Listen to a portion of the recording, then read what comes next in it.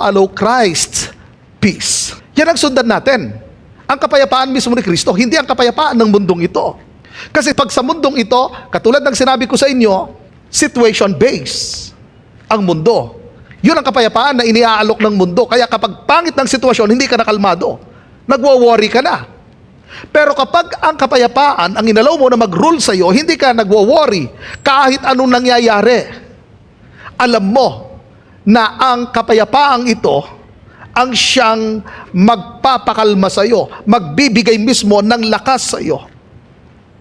Kaya napakahalaga sa atin ang kapayapaan ng ating Panginoong Jesus. Kasi ganito kapag nag-rule na ang kapayapaan, ito ngayon ang mag-guide mismo sa atin sa decision making. Kasi ang hirap magdesisyon, pumapalpak tayo sa ating pagdidesisyon kapag hindi kalmado ang puso natin, right?